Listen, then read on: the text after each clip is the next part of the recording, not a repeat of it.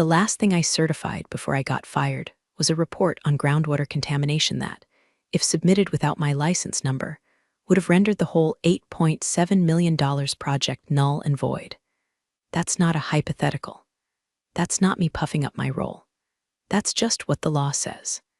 And yet, I still got let go like I was a damn intern who brought the wrong muffins to a morning meeting. Want to know what it's like to be invisible while holding the weight of a company's entire legal standing on your shoulders?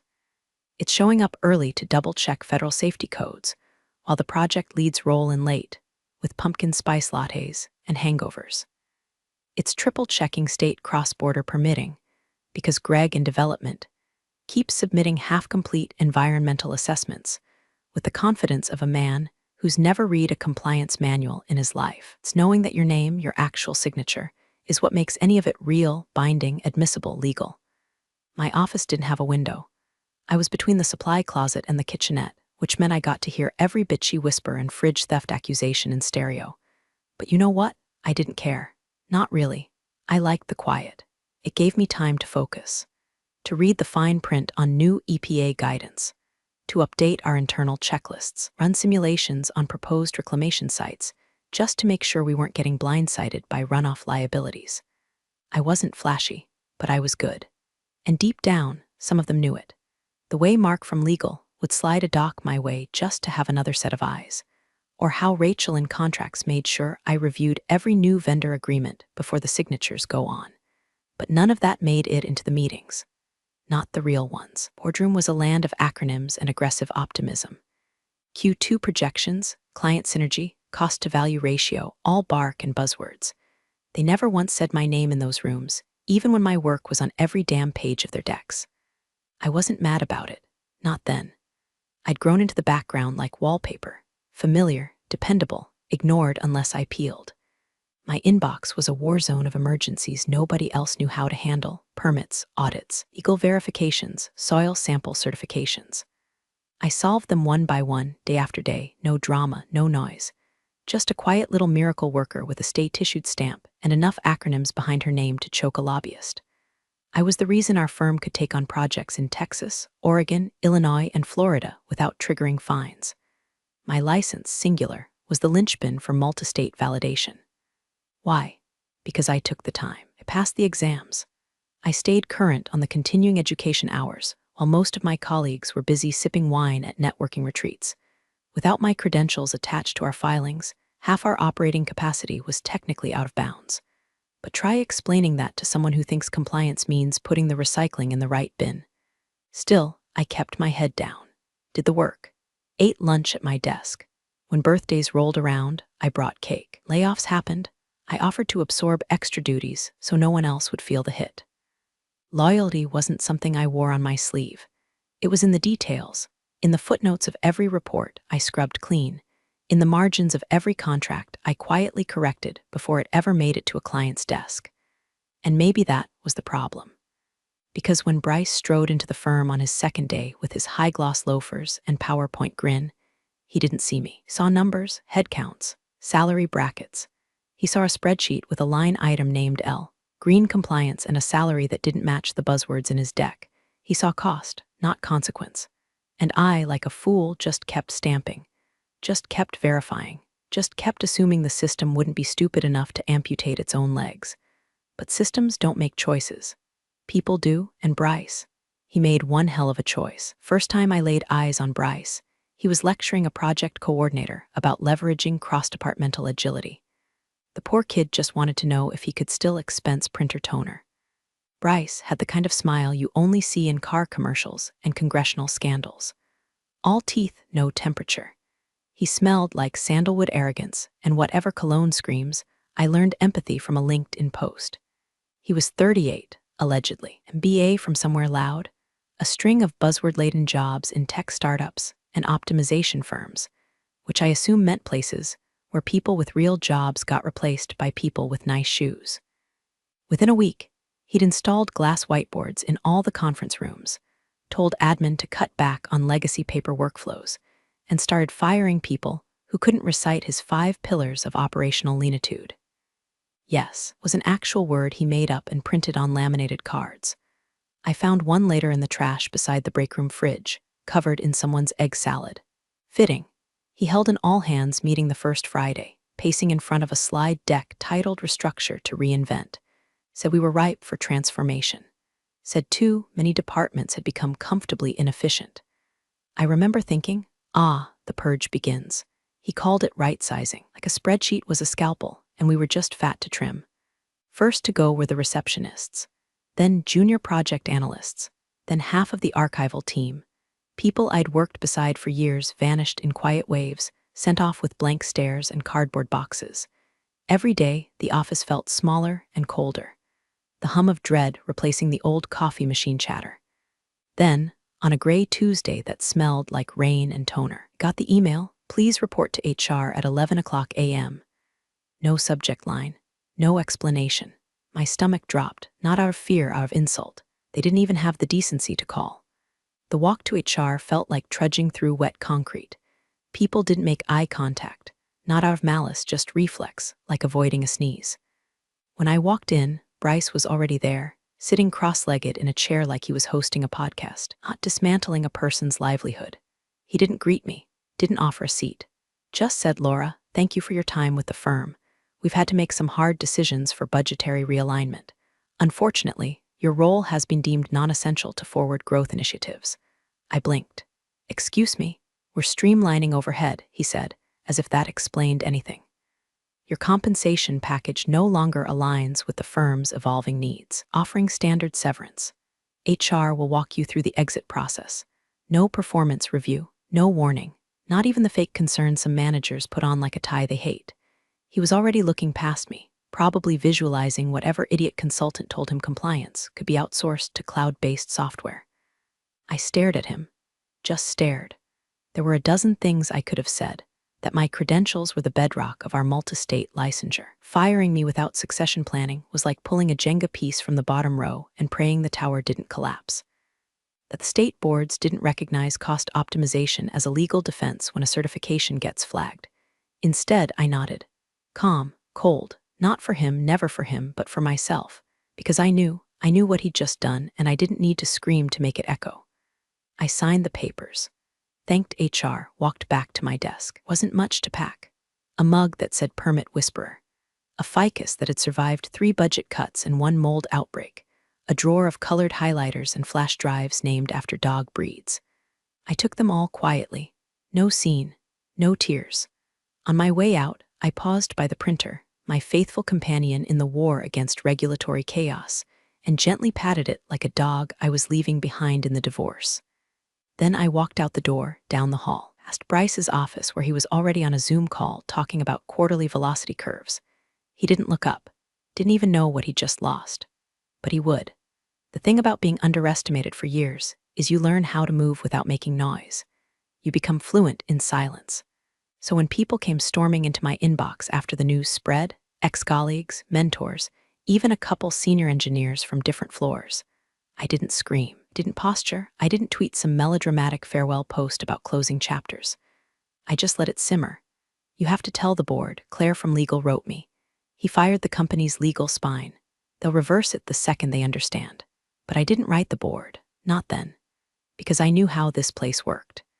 They were still at their annual coastal strategy retreat, sunburned execs in polo shirts, white wine in one hand, a buzzword-laced binder in the other, handed Bryce the keys and gone golfing. Coming to them now would sound like noise, a bitter ex-employee whining because she got tossed in the quarterly cleanup. And God help the woman who dares sound emotional while pointing out an operational disaster. So I smiled politely, told Claire I was taking time to decompress, and started digging. I pulled up my last 6 months of emails, every license renewal, every signed report, every attached client validation that bore my cert number and matching project codes. I copied everything, backed it up across 2 external drives and a cold storage archive I'd only ever used for family photos and emergency tax documents. I built a spreadsheet, labeled tabs, one for active projects tied to my credentials, one for state licensing entities, one for contracts where I was listed explicitly as the compliance authority. Not legally flashy, but administratively bulletproof. By the time the second severance check hit my account, I had a digital war chest so tidy it would make a paralegal weep. That weekend, I drove to a UPS store 2 towns over and notarized my application for independent consultancy status. Cost me $238. Took 20 minutes. And by Monday, I was officially listed as the principal officer of Green Align Compliance Consulting. One-woman operation, one real address, one name the state still trusted. People kept messaging me. What are you going to do? Are you suing? Did you call your union rep? I answered them with the same reply, just taking some time. They didn't understand. This wasn't about revenge. Not yet. This was about clarity. See, most people think power means having a title. Door with your name on it. A speaking slot at the quarterly town hall. Bryce had all those. I didn't. But I had something he didn't even know existed. Time bombs in triplicate, hidden inside regulatory paperwork. I wasn't going to run to the board like a scorned admin crying foul. No, I was going to let him walk into his own mistake. Let him sign off on a dozen documents that meant nothing without me. Let him send them to clients. Let him brag on conference calls. Let him pitch a future that legally couldn't exist. I changed my phone number, got a P.O. box, ordered fresh business cards. I didn't burn bridges. I just greased the hinges and waited for gravity to do the work. And every night, I sipped tea, stared at my laptop, and watched as Bryce's name popped up again and again in client memos and meeting requests forwarded to me by quietly panicked ex-teammates. Each one was like a match flicked toward a room full of dry paper. But not yet. Not until the air was thick with smoke. His name was Daniel Greaves, and the last time I'd seen him was 3 years ago, standing in the same HR office where I'd been axed, holding a manila folder like it was a live grenade. He was our former environmental program director, walking encyclopedia of wetland statutes, and the only person I'd ever met who could recite verbatim the difference between NEPA and SECA after 3 bourbons. Back then, he'd gotten pushed out during a realignment phase under a different buzzword-peddling VP who thought wetlands were just land that hadn't made up its mind yet. Daniel hadn't gone quietly, though. He took his knowledge, his contacts, and half the firm's West Coast clients with him. Heard whispers he'd started his own shop near Sacramento, doing boutique eco-consulting for private developers and local governments. Word was he was thriving. I found his number buried in an old conference directory I'd never bothered to delete. When he picked up, it only took 3 words. They fired me. He whistled low. They finally pulled the pin, huh? We met at a diner off I-71, one of those places with cracked pleather booths and a dessert display that hadn't rotated since the Obama administration. He looked older, a little grayer, but his eyes still had that coyote glint. Smart, fast, slightly amused by everything and everyone. I laid it out for him, Bryce, the severance, the licenses, the silence. He didn't say much at first, just sipped his black coffee and tapped his spoon against the rim like a clock ticking down. Then he said, "Ever read Sun Tzu?" I rolled my eyes. "You mean The Art of War?" "Nah," he grinned, his Yelp reviews. I smirked. He leaned in. "You don't swing, you wait. Let the fool build his gallows from recycled org charts." And just like that, I had a co-conspirator. Daniel walked me through the mechanics of quiet exposure. "You don't go to the board," he said. "You go to the rules, the system. The system doesn't panic, it just sends letters." That night, I logged onto the regulatory board's portal and submitted a formal notification of change in licensed certifying official for the 5 states where my name had been stamped across every active report. It was standard protocol. Any change in the individual responsible for environmental certifications had to be disclosed immediately. I didn't accuse. I didn't editorialize. I just clicked submit. That single action would trigger a domino line of automated verifications, document reviews, and cross-checks, most of which would arrive at an inbox in Bryce's office labeled compliance inquiries, which I knew for a fact hadn't been monitored since Janice got let go. The state board would send their first audit packet by the end of the week. Then came the second move. Daniel drafted up a neutral observation memo, industry lingo for hey, might be fed and just don't know it yet, and passed it along to one of his contacts in the regional EPA office. Nothing accusatory. Just a note suggesting there may be discrepancies in our firm's current certifications due to recent personnel transitions. Once that stone hits the pond, the ripples follow protocol. The EPA doesn't rush, but it doesn't miss. We mapped it out on a napkin. Week 1, Initial audit notices dispatched. 2. Client-side queries begin as pending projects hit verification snags. Week 3. Regulatory clock starts ticking. Bryce still has no idea what's in motion. Daniel leaned back and grinned. Give it time. He'll start swatting flies without knowing there's a hornet's nest under the desk. And I went home, opened a fresh Google Doc titled Chain of Custody, How It Really Works, and started preparing my response kit for when the inevitable panic emails started rolling in. Not if, when. For the first time in weeks, the ache in my chest wasn't grief or humiliation. It was focus. This wasn't personal anymore. It was professional euthanasia. It started with a signature, or more specifically, the absence of one. Environmental clearance report for a mid-sized logistics park in northern Indiana got kicked back by a state auditor with a curt note, missing certified compliance authority. That's it. No explanation. No second chance. Just a red stamp that read incomplete in screaming Helvetica. The client, an old-school shipping company with more lawyers than forklifts, panicked. Without that approval, their entire groundbreaking schedule got tossed into limbo.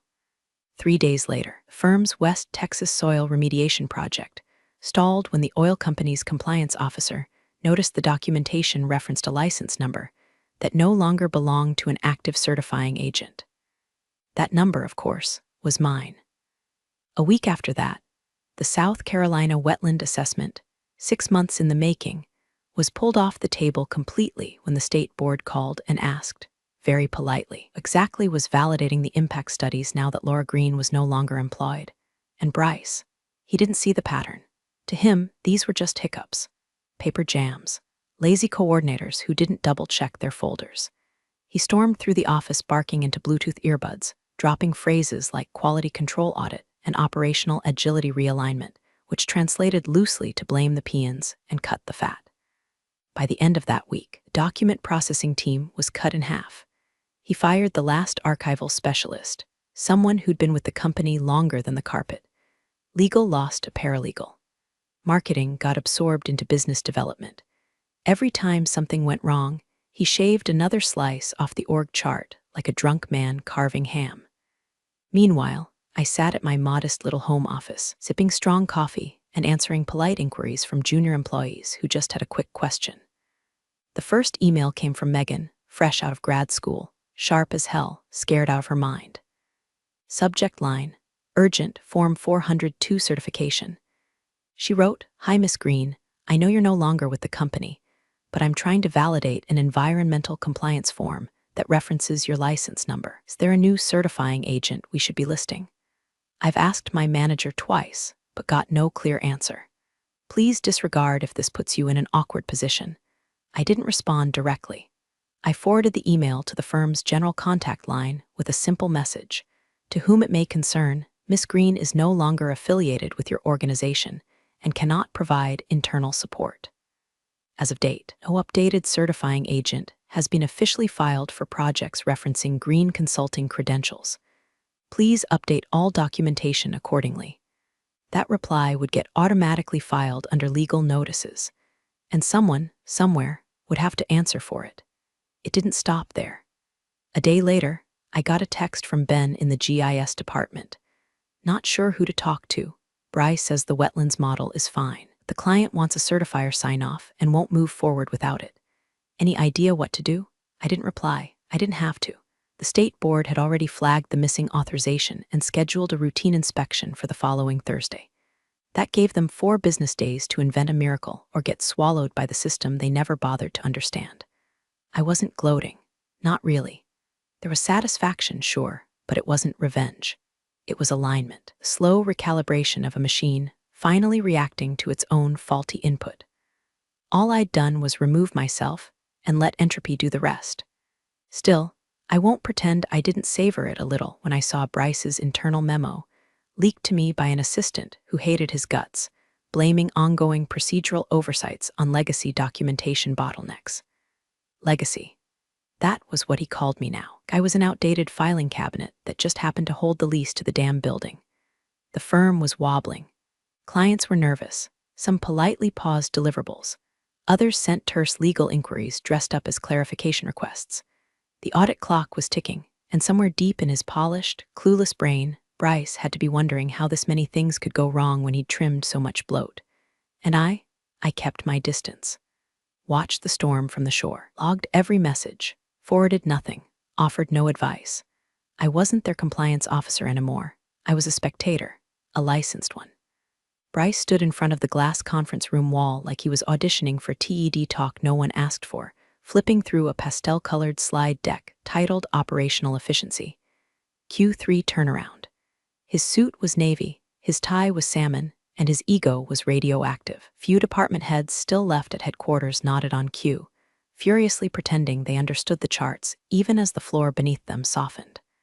Through aggressive realignment, he announced, we've achieved a 17% reduction in salary overhead and a projected 11% increase in profit margins by Q4. Dead weight has been eliminated. Redundancy reduced. We're lean, we're agile, we're positioned for growth. The senior leadership team, till dialing in from their mountain retreat where they were sipping bourbon and trying to ignore their inboxes, clapped politely from their Zoom rectangles. They didn't see the cracks in the drywall behind him. They didn't know the printer hadn't worked in 3 days. They hadn't noticed the growing pile of urgent certification request envelopes stacked unopened in the admin bin. But I had, because I got a message that same afternoon. Private email, no subject, no sender name, just a screenshot. It was a Slack message from a client, redacted name, but I recognized the format. A large real estate developer we'd worked with for years, the kind that builds 10 schools, 1 golf course, and a strip mall in a month if the environmental approvals line up. The message read, we are formally requesting clarification on whether the documentation submitted for Parcel D is legally compliant. If we do not receive verification from a licensed certifying officer by COB Friday, our legal team will escalate to state-level review and pursue breach of contract damages. Simple, clean, deadly. I stared at it for a long time. I could hear Daniel's voice in my head, don't flinch. You did your part. Let them choke on it. But I also knew what that kind of message would do to a junior manager stuck in the middle. Someone like Megan or Ben, or that nervous new hire they shoved into compliance last week with a 3-hour crash course and a prayer. So I did something I hadn't done since leaving. I opened a draft email. I addressed it to no one, just typed. To any current employee of company name attempting to resolve certifying authority questions. Please be advised that as of date, all documents bearing my name or license number are no longer valid unless countersigned with updated certification filed with appropriate state bodies. Continuing to submit such documentation may constitute professional fraud. If you are unaware of this, you are not to blame. Your leadership is. I didn't send it, not yet. I just saved it in a folder titled If They Call. And then, like clockwork, they did. An unknown number. Blocked ID. Left a voicemail I played twice just to make sure I wasn't imagining the desperation bleeding through the Bluetooth static. Hi, Laura. This is Nate from the Land Use Compliance team. I know we haven't met, but I was wondering if maybe you'd be willing to, hop on a quick call and walk me through what's going on with the Florida filings. We're getting some heat, and Bryce said not to worry, but legal is asking questions, and I stopped listening, because Bryce had said not to worry. He always said not to worry. That's what men like him do, tap dance through collapse like it's a stage performance, unaware the trapdoor under their feet has already creaked open. Behind the scenes, I knew legal was scrambling. I'd heard from Daniel that 2 former clients were already in talks with other firms, one of them mine. Regulators were no longer asking questions. They were scheduling meetings. Bryce had convinced the leadership team that all this noise was just bureaucratic churn. Said it happens post-downsizing all the time. Called it residual friction. Claimed it would stabilize once the new team culture crystallized. What crystallized instead was a quiet panic, spreading across departments like mold. People weren't asking if something was wrong anymore. They were asking how deep it went. And through it all, I watched. I didn't gloat, not outwardly. But I'd be lying if I said there wasn't a hollow, bitter sweetness in knowing the man who called me non-essential was now juggling lawsuits with both hands while trying to balance a budget made of lies and missing licenses. The old team was cracking under the pressure. They weren't villains, just casualties. People stuck between what they knew and what they were told to believe. They deserved better, and I deserved to finish what Bryce started. The board was flying back on Tuesday. A gave me 72 hours.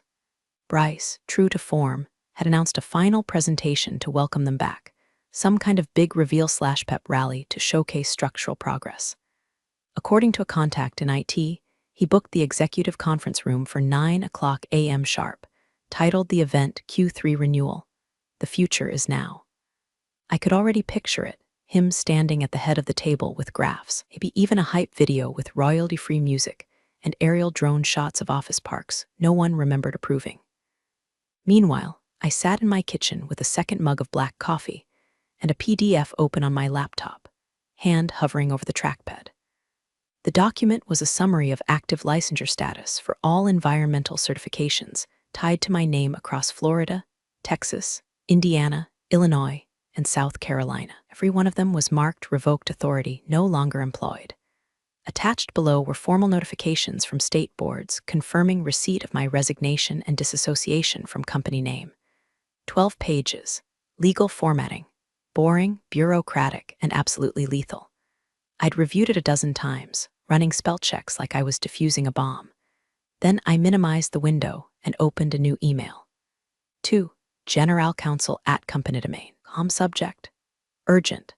Licensure compliance notice immediate attention required to whom it may concern. As of resignation date, no active certifying authority is registered for projects currently operating in the following regions: Region X, FL, Region Y. In Region Z, TX. Continued submission of compliance documentation under my previous credentials constitutes a regulatory violation under state and federal statutes. Please find attached official documentation of licensure change and relevant audit triggers. I trust this will be addressed before further liabilities are incurred. Regards, Laura Green, Principal, Green Align Compliance Consulting. I didn't hit send right away. My hand trembled slightly. After all the restraint, the watching, the quiet simmering, this was my first direct strike. Not just a paper cut, a knife to the artery. I scheduled the email to go out at 8:52 a.m. Tuesday, 8 minutes before Bryce's circus began. Then I turned off my notifications. I didn't sleep much that night. My mind pinged with possibilities. What if they ignored it? What if it got caught in spam? What if someone on the board had always hated me and spun it as sabotage? But another part of me, the part that had been stepped on, dismissed, signed away without a word, knew better. Facts don't panic. Paper doesn't lie. And this time, the truth was weaponized and pointed directly at the boardroom. Tuesday morning, 8:45 a.m., I was already dressed, not to go anywhere, just to feel steady. Hair tied back, blazer on, mug in hand. My laptop pinged quietly at 8:52. Message sent. Then I waited. 9 minutes later, I got a forwarded internal memo from a former colleague. The subject line, "What the F is this?" Attached was my email. Beneath it, a flurry of replies: legal, compliance, contracts, even the CFO, all blind CC'd. And at the bottom, one chilling question from a board member named Helen Rawls. Why weren't we informed of this personnel change? And who's authorizing these filings now? A beat later, another email appeared. Subject: presentation postponed, Q3 review to be rescheduled pending urgent discussion. I exhaled slowly. Not because it was over, because the rope I'd handed them was finally tightening around the right neck. Bryce stood in the conference room like he'd already won. Blue suit, crisp shirt, hair slicked back so tight it looked like his ideas might leak out if he blinked too hard. His slide deck glowed across the screen, awash in bullet points and phrases like quantifiable momentum and strategic recalibration. His voice was steady, rehearsed, arrogant. So as you can see, reallocating legacy resource pools and shifting compliance overhead to an externalized infrastructure model, we've freed up significant capital for Q4 expansions in the Pacific Northwest, and that's when it happened. The boardroom doors swung open with a sound no PowerPoint could compete with. The kind of silence that doesn't fall, it arrives. Like fog in headlights. 4 board members walked in, not a single laptop between them. Just printed pages, heavy with ink, heavy with consequence. Helen Rawls, head of the audit committee, sat down slowly at the long end of the table and held up a stapled packet, my email, the attachments, the licensure summaries. She didn't look angry. She looked insulted. Did you fire Laura Green? Bryce blinked. His mouth opened, but his brain stalled. You could see it, the misfire behind his eyes. She was non-client facing, he stammered. Redundant. Her role was classified as non-billable and, Jesus Christ, muttered someone at the table. It might have been Chairman Ray's, hard to say. The mics were off. Helen leaned forward, calm as a loaded gun. She held every single regional certification we're currently licensed under. Bryce swallowed. We've since transitioned some responsibilities, no? You haven't, snapped another voice, Kumar, from Regulatory Risk. He slapped the audit printouts on the table, because this document shows that not a single updated certification has been filed with state boards. You've been submitting impact assessments with invalid credentials. That's not a clerical error, that's fraud. Bryce's voice went paper-thin. Our compliance systems are in flux. Helen barked a short laugh. Bryce, half our current projects are now legally exposed. Do you even know what it means to operate without certifying authority in Texas? In Florida. Jesus, the wetlands contract alone, the screen behind him flickered, forgotten. The phrase Q3 optimization targets still hung in digital silence. I wasn't in the room, but I didn't need to be. I had eyes. Megan texted me a photo, Bryce standing frozen mid-sentence while Helen slammed the email packet on the glass table. The board's expressions told the whole story, stunned, betrayed, furious. Not just at the mistake, but at the gall. The stupidity. Hadn't come back from their retreat, expecting a celebration. They came back to find their firm legally crippled, and one man too ignorant to realize he'd sawed through the keel. 27 minutes after that meeting began, Bryce was escorted from the building. No speeches, no send-off, just a brown box and security flanking both arms like they were afraid he'd try to certify one last document on his way out. Back in my kitchen, I sat with the same coffee mug I'd used for years, Permit Whisperer, faded along the handle. Daniel texted me 3 words, it happened. Finally, I didn't reply right away. Just stared out the window as morning sunlight leaked across my kitchen tiles. The war was over, but it didn't feel like victory. It felt like inevitability, like gravity proving a point. I thought of the years I spent triple-checking documents that no one else understood, being called non-essential by a man who thought state compliance was a matter of keeping a tidy Dropbox. I thought of Megan, of Ben, of the people still there, scrambling to rebuild what one man's ego had detonated. And I let myself feel it, satisfaction, warm and sharp like whiskey in a cut. But it came with something else, too, a quieter ache. The kind that shows up when something you loved collapses for reasons you saw coming a mile away. I'd warned no one, because some lessons don't land until the floor caves in. The call came at 2:12 p.m. Same day, same storm, private number. I knew who it was before I answered. That nervous tone trying to sound composed, it was Denise, the board's assistant general counsel. We'd met twice in 12 years, both times at ethics training seminars no one paid attention to. Hi, Miss Green, she began. Not Laura, not hey, how are you? Just pure legal damage control masquerading as formality. The board would like to offer you immediate reinstatement, full seniority, with a 35% compensation increase and oversight authority over all regional compliance staff, effective immediately. She said it like she was saving me. Like this was the moment I'd been waiting for, my return to the fold, my vindication via paycheck. I let the silence stretch. Then I smiled. Thank you, Denise, I said, but I've already moved on. I'm not available. There was a pause, just long enough for the words to land. Then came the follow-up, gentle, confused. Sorry, just to clarify, you're declining the reinstatement? I am. But I mean this would come with team control, discretionary budget. I'm sure it would, I cut in. But my consultancy's already signed 3 of your clients, so I'm not looking for job. I could hear her blink.